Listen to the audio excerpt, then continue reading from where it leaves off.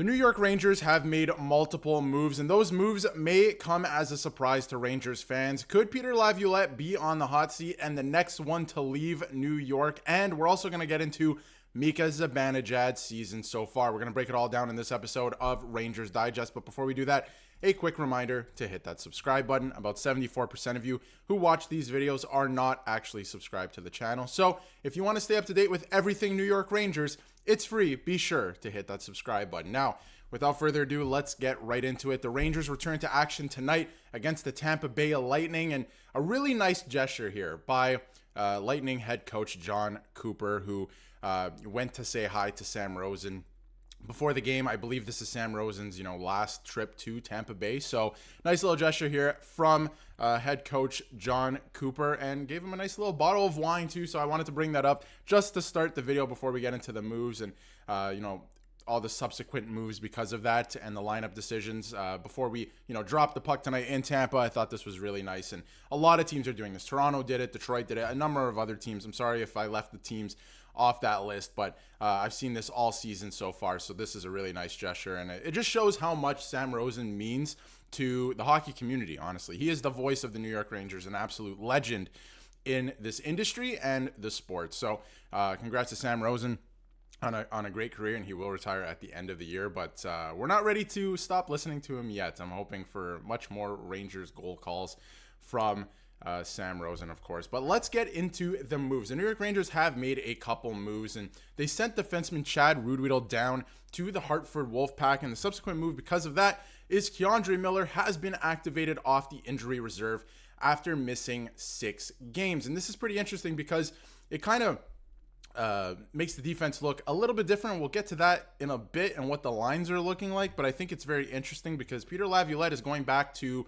a formula that we have seen before, and looks like Kadri Miller is good to go tonight, and he will make his return after a 6-game absence. The New York Rangers, which I thought was interesting, are 1-5 in that time without Kadri Miller. Now, is it because they're missing Kadri Miller? I don't think so, but I think that he actually makes the defense better. Now, in saying that, I know a lot of Rangers fans are going to roll their eyes at that and be like, you know what? He hasn't had a great season. He hasn't progressed the way that we thought. But the fact of the matter is, this guy eats a lot of minutes. He's not having the best season. There's no doubt about that. And I mean, at times in the past, Rangers fans are shaking their head at his play. But I think that, for right now, he does make this lineup better. He does make the defense better because what they've been rolling with is not even close to ideal. So he is going to return tonight, and it's a big couple games here against Tampa and, of course, the Florida Panthers early next week. So Laviolette said it was a good practice for him and a good step in the right direction. So he looks like he will make his return tonight against Tampa Bay. And what else is new for the Rangers roster? It has been a down season for Miller, but what else is new for the Rangers roster? So exactly, right? They're 1-5 without him. I don't think that has anything to do with him. They might have been 1-5 with him in the lineup the last couple of games anyway. But like I was mentioning, Miller, again, is second among Rangers defensemen, averaging 21-21 of ice time this season, which is pretty crazy if you look around the league. Like, that is he's eating a lot of minutes. He's 5th on the Rangers with 40 block shots and 6th with 55 hits. So again, this is a player that they're not having a great season by any stretch, but they're missing, right? This is a guy who can come in and make a little bit of a difference, I think, in terms of playing more minutes. So maybe other guys are more effective. Like, you might see Will Borgen, for example, be more effective. You might see a guy like who I think should be getting more minutes in Braden Schneider might be more effective in that way because he's going to be logging more ice time. Although him logging more ice time could mean more goals against. Now, that is a thing that could happen, but it's good to see Kadri Miller back and healthy, and we'll see what happens there. I'm going to have another video highlighting, some potential trade targets, and Kadri Miller could be on that list. There is a scenario where, is Kadri Miller the next one out of New York? We'll have to see, but I thought this was interesting from Peter Baugh, in terms of who could be on their way out of New York and who could be the next, domino to fall per se. And he had some interesting questions facing the Rangers after the break, obviously returning from the holiday break tonight against the Tampa Bay Lightning. And he highlighted a few players. He highlighted the schedule, of course, but the most interesting thing to me And there's two interesting things in this article to me, and we're going to touch on one specifically first. We'll get to the other one in a bit, is Peter Laviolette. And, he was asked if he is on the hot seat, if he is, thinking about his job security. And I thought this quote was very interesting. He said, "I've been in this a long time." When asked about his job security, there's always those conversations wherever you go, especially if you've been in it a long time. My main concern is getting a win tonight, getting back on track, getting back into the playoff race. Those are the things we need to control and stay focused on.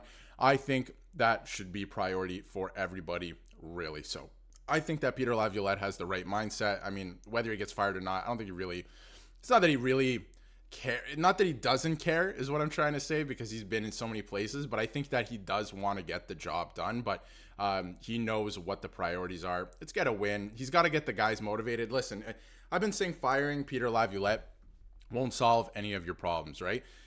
And it could galvanize the group a little bit, but I don't think, we've seen it in the past. It does galvanize some teams, but I don't think it's going to with this team, because I think that a lot of the players actually have a really good relationship from everything we've heard with Peter Laviolette. I think that their main sour grapes, if you will, is with Chris Drury. So that might be the next domino to fall. We'll see what, ownership has in mind over the next couple of weeks, because I think things are going to start picking up again now that the holiday trade freeze is over and moves can start being made again. So that's going to be very interesting to look at. But again, I don't think firing Peter Laviolette is the problem. And I think that he wants to get everyone back on track. He's trying to get everyone motivated. But if their problem was with the GM, I don't think the coach, he's still got to get the job done. But I don't know if anything that he changes is really going to change too much in that way. But speaking of not changing or changing, I guess he changed it back, is the lines and the lineup. Coming into tonight, we're going back to old school. We're going old school to what we had to start the season, essentially. We got Panarin, Trocheck, and Lafreniere on the first line.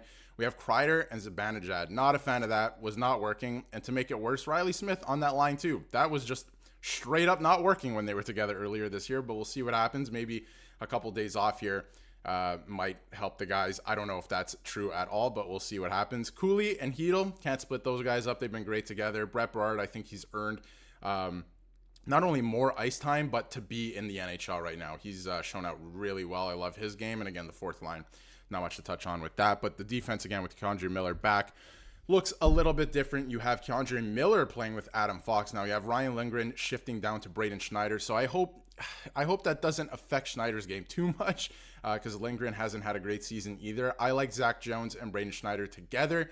For some reason, they keep having Zach Jones either on the third pairing or, in and out of the lineup all season. So I would like to see him get some more opportunities as well. But there's Will Borgen there, third pairing as well. So I thought that was very interesting. But Kadri Miller coming back, playing with Adam Fox. We'll see how that shapes up. But yeah, not a big fan of these lines. I don't think that they were working earlier in the season, and I'm not sure they're going to work now. Last thing we'll touch on before we wrap up the video here is Mika Zibanejad. This is from the same article from Peter Baugh. Mika Zibanejad, his recent struggles are no secret, and I don't think that he thinks it's a secret either. Like, Zibanejad knows what's going on.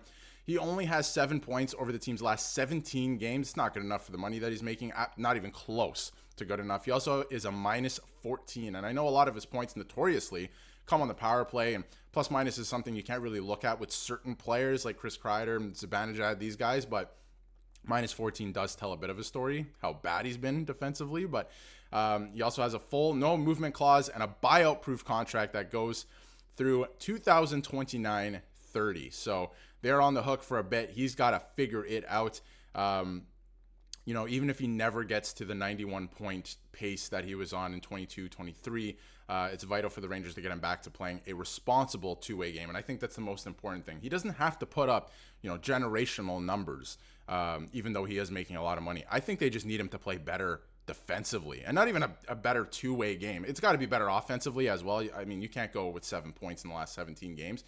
but he's got to play way better defensively. There's a lot of times this season where other teams score, and you look at the replay, and he misses his guy. Like, he's just kind of in no man's land a lot of the time. So he's got to be better with his two-way game, and I thought that was a great point from Peter Bob. But let me know in the comments what you think of Mika Zibanejad's season so far and about him playing a better two-way game. And obviously, Kadri Miller is back from injury. He will play tonight, or all signs are pointing to him playing, I should say. And obviously, do you think Peter Laviolette should be on the hot seat? I don't think it's him. I think Chris Drury is on the hot seat, and I think he has one move left in the chamber before we start talking about, not even us, I guess everyone's already talking about it, but before, management or ownership, I should say, steps in to do something about that. So we will see, but let me know what you think in the comments, and if you haven't yet, hit that subscribe button so you can stay up to date with everything New York Rangers.